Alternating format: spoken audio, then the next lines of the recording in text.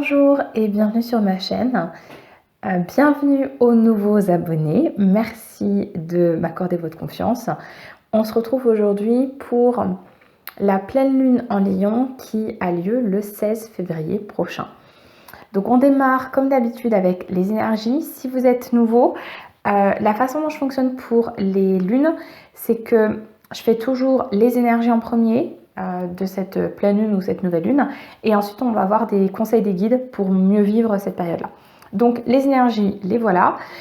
Donc j'ai travaillé avec 2 tarots et puis un oracle. Alors, la première carte qui est sortie, c'est le 5 de Pentacle, clarifié par le roi de Pentacle à l'envers. J'ai pas forcément l'impression que c'est une énergie vers laquelle on va, mais c'est plutôt une énergie qu'on quitte, parce que on a énormément de deniers. On a le 5 de Pentacle, le 10 de Pentacle, le 9 de Pentacle, le roi de Pentacle ici. Donc beaucoup de deniers, et on passe du 5 au 10. Donc je pense que cette pleine lune, elle nous amène des énergies qui vont certainement nous pousser à quitter une forme d'isolement marquée par le 5 de Pentacle, et également une énergie où on se sentait privé de tout.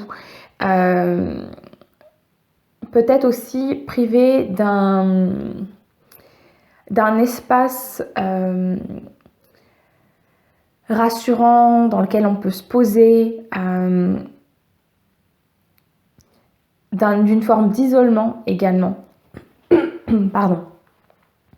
Et j'ai l'impression qu'on va aller justement vers une reconnexion aux autres, à la famille par exemple avec le 10 de Pentacle, mais en tout cas une reconnexion avec peut-être une forme de... il y avait peut-être un manque, presque une mélancolie par rapport à des moments passés avec des êtres chers. C'est ce que m'indique ici le 6 de coupe. En tout cas, c'est ce qu'on retrouve. C'est également marqué par la carte ici de la communication. Donc, on quitte quelque chose avec cette pleine lune d'assez lourd, un isolement, pour retrouver une certaine joie de vivre, un certain bonheur matériel qu'on avait peut-être perdu. Et au centre du jeu, on a la reine d'épée. Alors, reine d'épée qui est clarifiée par la reine d'épée. Génial.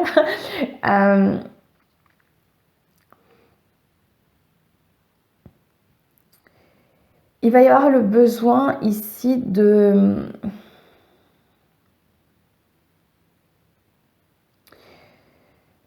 peut-être trancher des liens, c'est ce qui me vient en premier.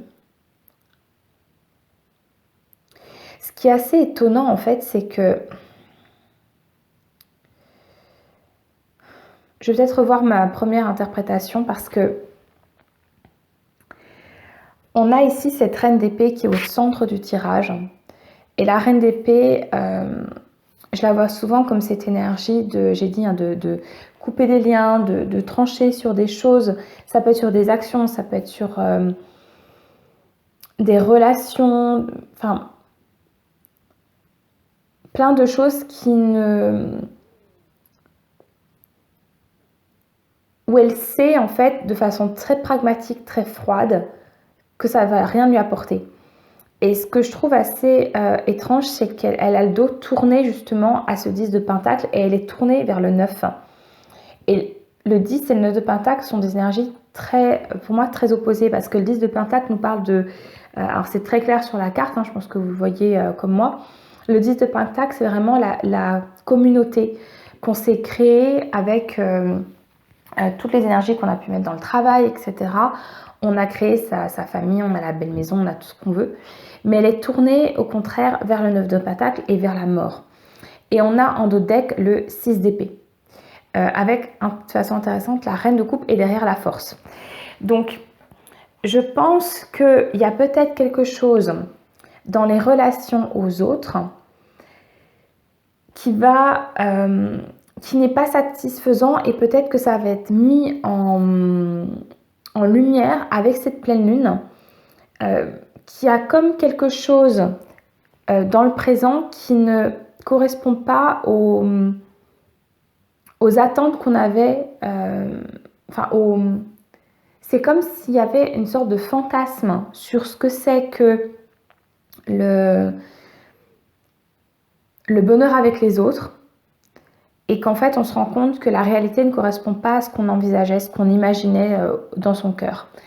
Et ça va amener à des prises de décision, à peut-être se retrouver avec soi-même pour cultiver son bonheur intérieur, pour cultiver son jardin intérieur, parce que c'est vraiment ce que nous dit le 9 de Pentacle. Le 9 de Pentacle, c'est un peu se retrouver dans son cocon pour prendre soin de soi.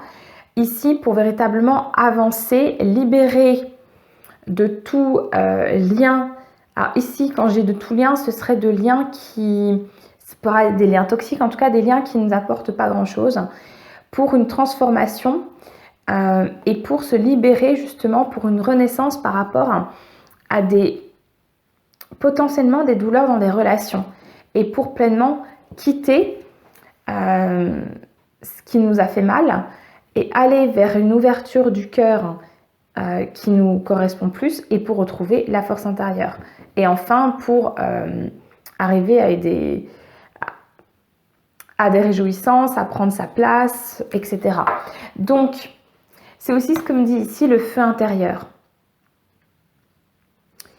Le feu intérieur, ici, moi, je le retrouve à partir de là. C'est-à-dire, on retrouve son feu intérieur en cultivant presque son jardin secret, pour pleinement avancer, se transformer et lâcher prise par rapport à des douleurs du passé. J'ai presque envie d'en rajouter une. Je vais prendre celui-ci pour voir.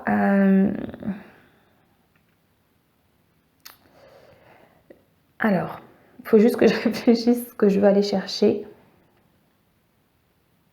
Ouais.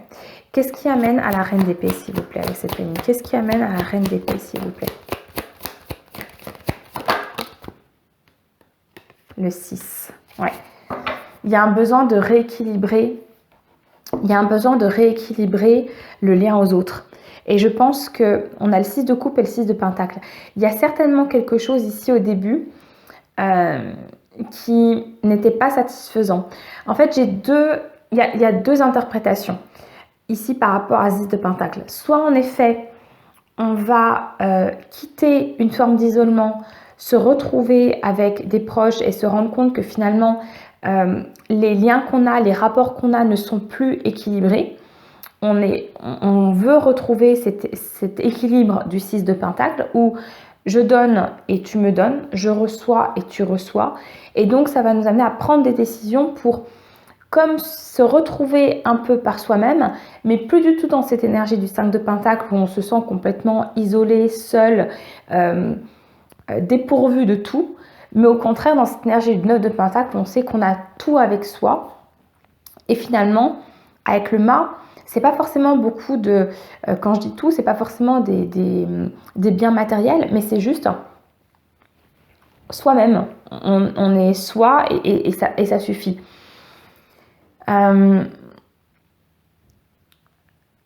L'autre interprétation,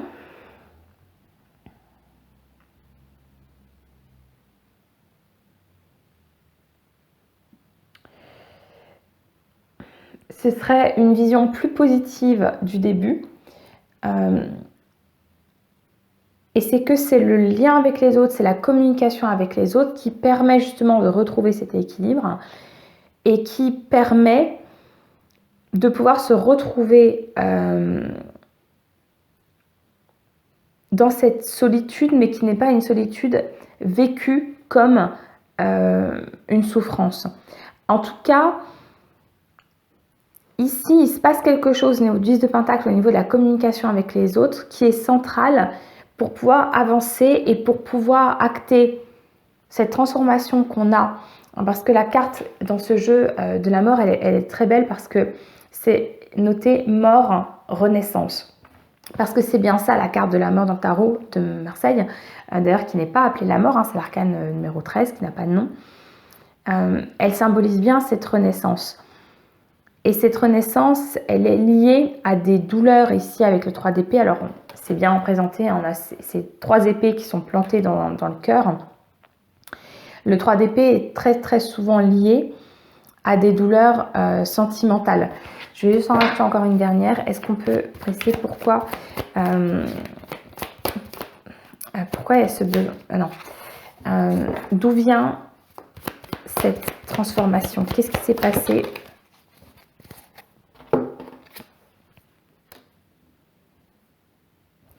Oui, il y a besoin de retrouver un... Pardon. Il y a besoin de retrouver de la joie, ou en tout cas, ouais, c'est la joie passée avec d'autres. C'est pour ça, le 10 de Pentacle, ici, je pense qu'on peut le voir de façon positive. C'est-à-dire que le lien avec les autres, la communication, la joie qu'on peut ressentir à passer du temps, à célébrer des choses avec d'autres personnes, va amener cette transformation du cœur, en fait. De dire, on va peut-être se rendre compte finalement que on n'a pas tout perdu là où on pensait avoir tout perdu. Donc ça pourrait être sur, en effet, des relations, ça pourrait être au niveau amical, ça pourrait être au niveau pro. En tout cas, la communication, je pense que les 2 cartes là résument très bien, c'est la communication avec les autres va ranimer un feu intérieur qui va permettre de se libérer en fait de douleurs relationnelles du passé. Et pour pouvoir pleinement avancer et retrouver cette énergie du mât pour une transformation très très importante vu qu'on a le mât et l'arcane numéro 13. On va tout de suite aller voir les conseils des guides.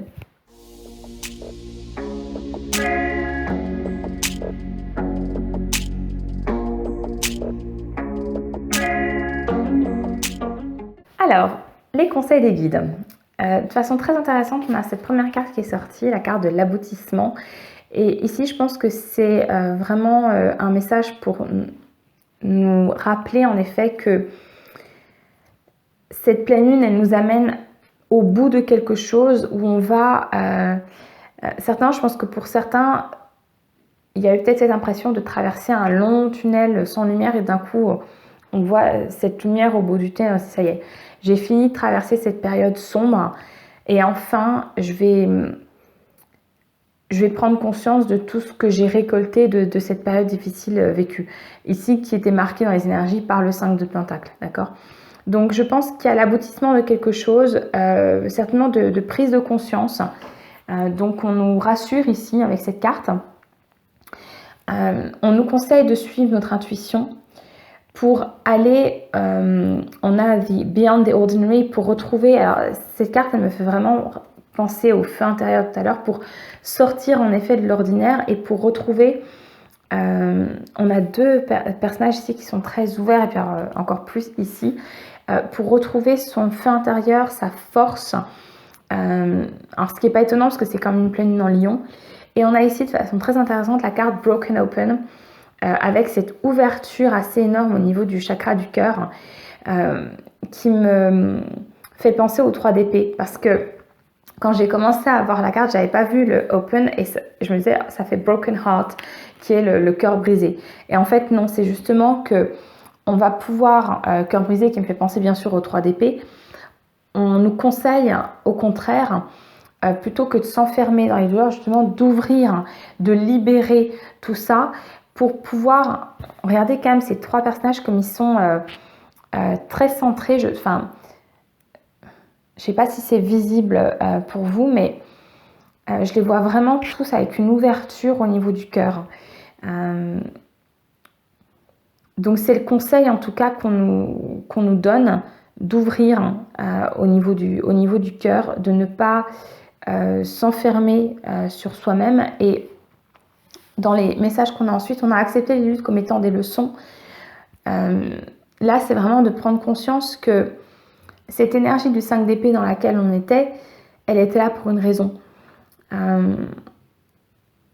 Je pense que cette destitution qu'on a pu ressentir, qui peut être réelle ou ressentie, elle nous amène justement à cette transformation que nous propose la pleine lune et à nous libérer justement de douleurs relationnelles du passé. Et enfin, on vous rappelle, alors là, Faites vraiment penser à l'intuition et à Beyond the Ordinary, les pensées créent votre réalité. Là, c'est presque plus une petite piqûre de rappel des guides pour nous dire que les énergies qu'on amène dans nos vies créent en fait le monde dans lequel on vit. Donc, si on est dans des pensées négatives, on va créer malheureusement du négatif, de quelque forme que ce soit. Et si on a des pensées positives, on va amener plus de positif dans nos vies. Voilà. J'ai envie de vous rajouter une dernière carte. Allez, on va retourner avec le premier oracle. Un dernier petit conseil, les guides pour les personnes qui regarderont cette vidéo pour vivre au mieux la pleine lune en Lion du 16 février. Qu'est-ce que vous auriez? La nature. Et je vous en rajoute une autre parce que je suis motivée. La nature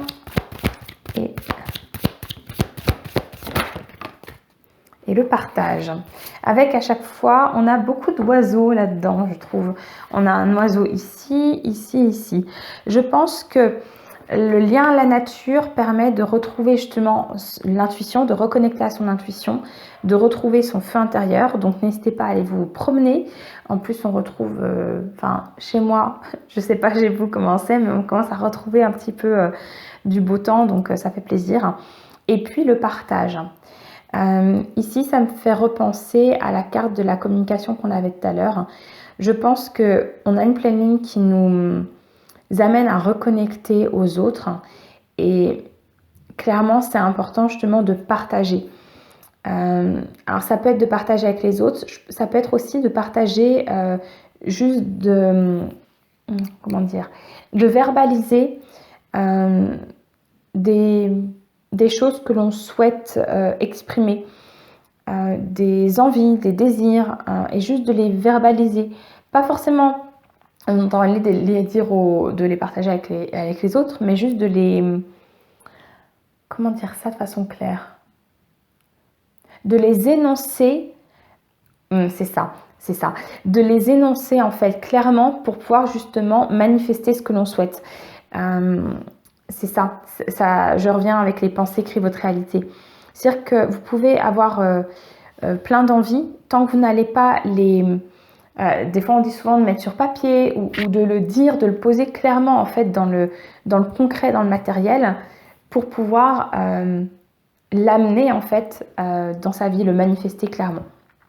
Voilà. Mais écoutez, sur ce, moi il ne me reste plus qu'à vous souhaiter une magnifique pleine lune pour le 16 février et on se retrouve la semaine prochaine pour une nouvelle guidance. À très bientôt!